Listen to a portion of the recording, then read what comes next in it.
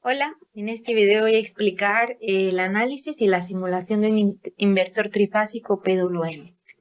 Nos dice que la entrada debe ser de 100 volts de corriente directa, obviamente. La frecuencia fundamental de la salida es de 60 Hz.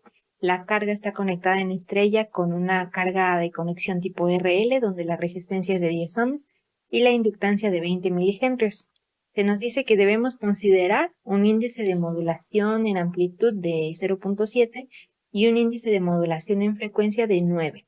Se nos recomienda utilizar la tabla de amplitudes normalizadas de los voltajes de línea a línea trifásicos para calcular la distorsión armónica total de corriente y la distorsión armónica total de voltaje. Distorsión armónica total de voltaje de línea y de fase. Ok, entonces, bueno, coloco lo primero que hago aquí en este simulador de MATLAB es colocar los parámetros a utilizar, la frecuencia, el voltaje de entrada, la resistencia, la inductancia, el índice de modulación en frecuencia, el índice de modulación en amplitud y omega, que es 2π. Aquí coloco el voltaje RMS, que es equivalente al voltaje de corriente continua. Para fuentes de corriente directa, el voltaje RMS es igual al de corriente continua. Y bueno, esta es la tabla que se nos recomienda utilizar. Esta tabla la obtuve de un libro de electrónica de potencia de Daniel Hart. Está en la página 264 del PDF, me parece. Bueno, ¿cómo se utiliza esta tabla? Tal vez al principio es un poco complicado de entender cómo se utiliza, pero en realidad es muy fácil. Los valores que se calculan para 5 armónicos. Estos están definidos por, bueno, el primero siempre se calcula. Y los otros 4 están definidos por MF más 2, MF menos 2, 2MF más 1 y 2MF menos 1. El primero es el primero. El segundo sería MF, que es 9 más menos 2 es 7. Luego MF, que es 9 más 2 es 11. Y luego sería 2MF, que es 18 menos 1, 17. Y luego 2MF, 18 más 1, 19. Entonces lo que hay que hacer es, primero, debemos conocer el índice de modulación en amplitud. Ya que lo conocemos, nos ubicamos en la columna que corresponde a nuestro índice de modulación en amplitud. En este caso, la columna en la que debemos ubicarnos es en esta, que es de 0.7. Entonces lo que dice, puse como una sugerencia de usarlo es ver estos valores como una constante, a la que yo llamé K. Esta constante, bueno, la tabla nos dice que la constante que esté en la tabla es igual al voltaje de línea a línea de N sobre el voltaje de corriente directa. Y lo que nosotros buscamos encontrar con ayuda de la constante K es el voltaje de línea a línea para cada uno de los armónicos. Entonces, lo que tendríamos que hacer es despejar, ¿no? De esto que nos dice acá. Despejamos el voltaje de línea a línea y obtenemos que el voltaje de línea a línea es igual a K por el voltaje de corriente continua. Y K va a ser diferente para cada uno de los armónicos. Aquí ya le puse. Según la tabla, hice un resumen, ¿no?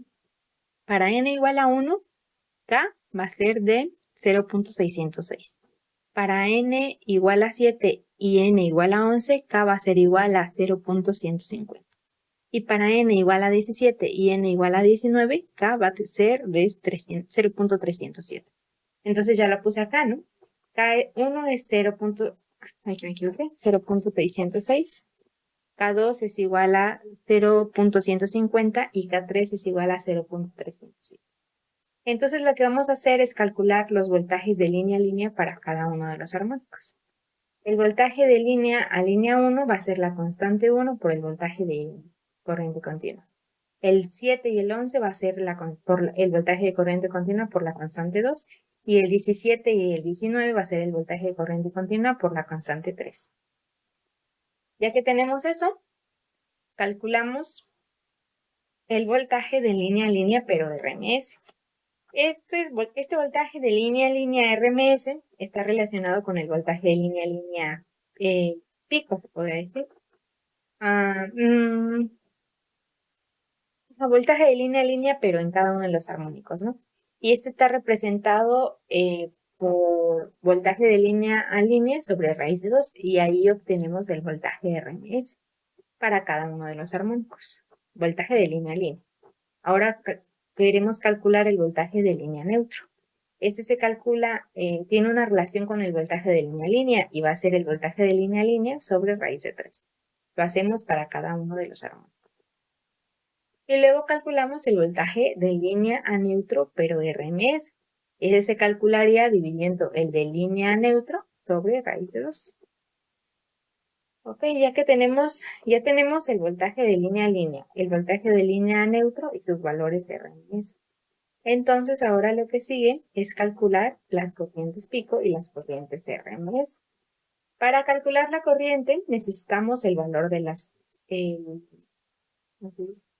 impedancias. Y estas se calculan de esta manera. Sería la raíz de 2, la raíz cuadrada de R al cuadrado más N por omega por L al cuadrado. Y lo que va a ir variando es N. Se calcularía para N igual a 1, N igual a 7, N igual a 11, N igual a 17 y por último N igual a 19. Entonces ya tenemos las 5 impedancias. Ahora calculamos las corrientes pico. Esas corrientes van a estar definidas por el voltaje línea neutro sobre las impedancias. Sería para N igual a 1, N igual a 7, N igual a 11, 17 y 19. Ya que tenemos las corrientes pico, calculamos las corrientes RMS. Y estas se definen, como todos los valores anteriores, dividiendo sobre raíz de 2. Calculamos para el N igual a 1, 7, 11, 17 y 19. Ya que tenemos las corrientes RMS, podemos calcular las potencias. Y estas se calculan multiplicando el valor al cuadrado del valor RMS de la corriente por la resistencia. Entonces ya tenemos todas las potencias para esos 5 armónicos, que son los armónicos principales. Y podemos calcular entonces la potencia de salida. Sería la suma de todas las potencias y nos da un valor de aproximadamente 40 watts. Ya que tenemos todos esos valores, podemos calcular las distorsiones armónicas totales. Empezamos con la distorsión armónica total de la corriente.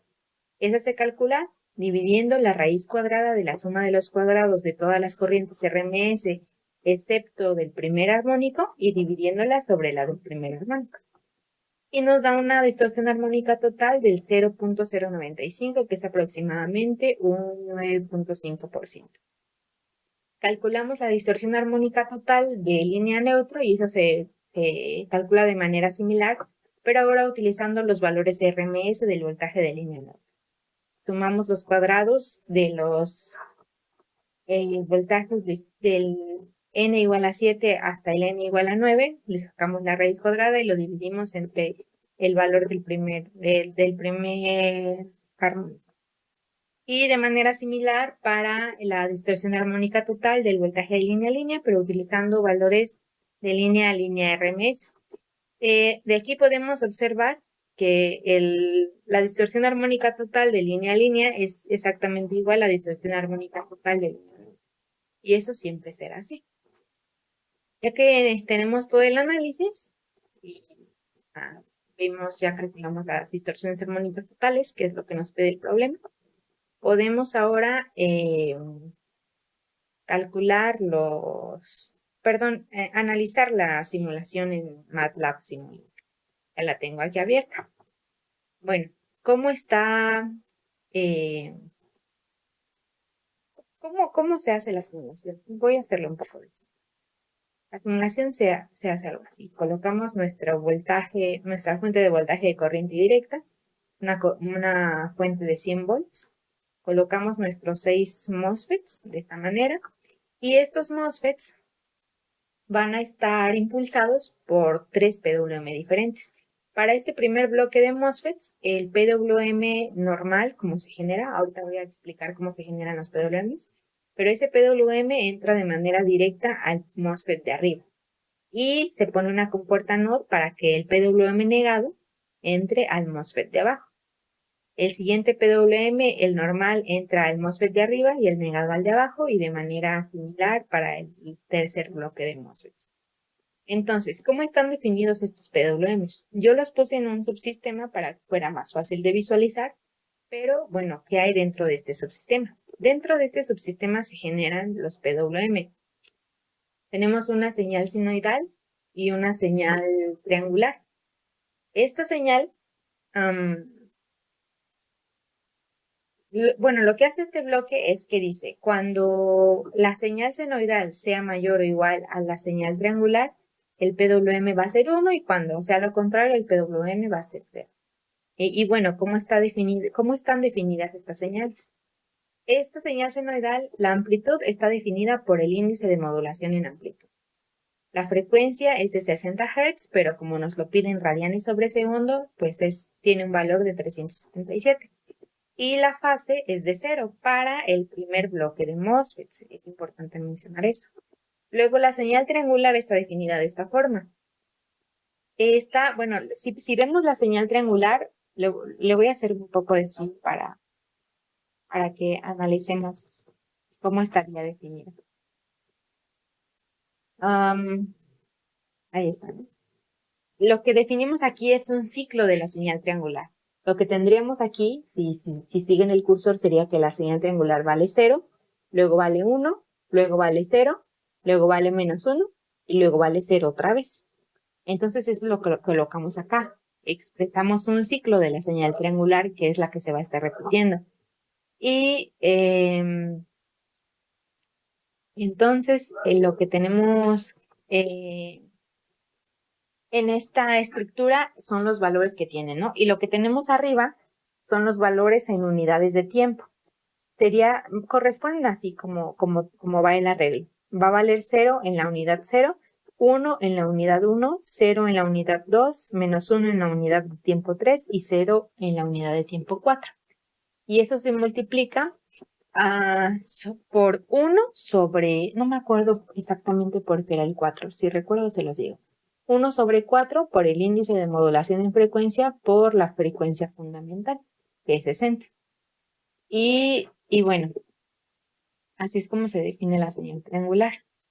Ya que tenemos el primer bloque, ya entendimos cómo está definido el primer bloque, ¿no? Ahora, bueno, hay que esperar a que termine. No sé, ¿se trabó?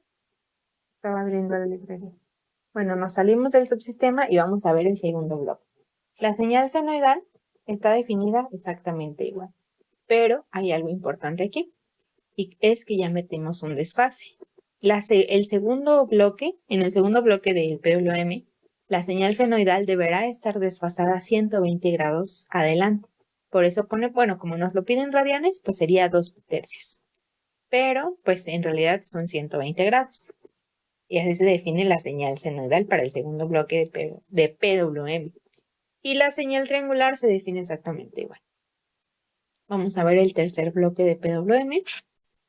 Ahora la señal senoidal deberá estar desfasada a 240 grados. Y eso es equivalente a 4 pitercios. ¿Ok? Y la señal triangular está definida de igual forma. Ya definimos entonces nuestras señales PWM. Ahora lo que es importante entender es que, bueno, se nos dice que hay que conectar una carga RL